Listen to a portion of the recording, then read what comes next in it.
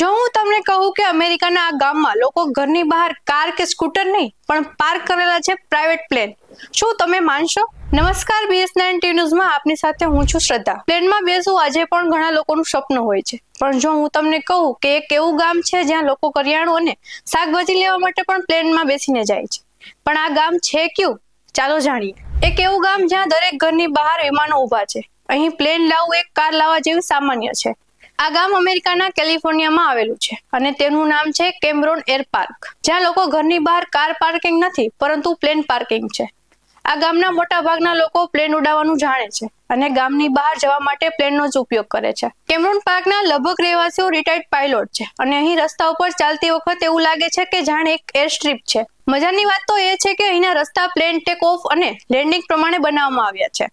કહેવાય છે કે અહીંના લોકો ઓફિસ જવા માટે પણ પ્રાઇવેટ પ્લેનનો ઉપયોગ કરે છે. પણ આ નાનકડી ટાઉનશીપનો પણ પોતાનો ઇતિહાસ છે.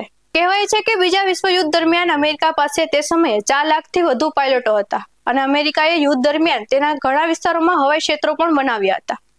યુદ્ધ પૂરું થયા પછી હવે તે એર સ્ટ્રીપ ઉપયોગમાં નથી લેવાતી અને એટલા માટે સરકારે આ એર સ્ટ્રીપ વિસ્તારોમાં રિટાયર્ડ સૈનિકોને સ્થાયી કરવાનો નિર્ણય લીધો. કહેવાય છે કે આજે આ ટાઉનશીપમાં આશરે 124 ઘરો છે અને લગભગ તમામ ઘરોની સામે પ્લેન પાર્ક થયેલા જોવા મળે છે. જોકે અમેરિકાનું માત્ર એક જ આવું ગામ નથી જ્યાં લોકો ઘરની બહાર પ્લેન પાર્ક કરેલ જોવા મળે છે. આ સિવાય ફ્લોરિડા, ટેક્સાસ, વોશિંગ્ટન સહિતના ઘણા ગામોમાં આવા નજારા જોવા મળે છે. આવા જ વધુ અહેવાલ સાથે મળતા રહીશું. તમે અમારી YouTube ચેનલને સબસ્ક્રાઇબ કરવાનું અને અમને Facebook અને Instagram પર ફોલો કરવાનું ભૂલશો નહીં. બાકી અવનવી અપડેટ મેળવવા માટે જોતા રહો BS9 ટીવી ન્યૂઝ. નમસ્કાર.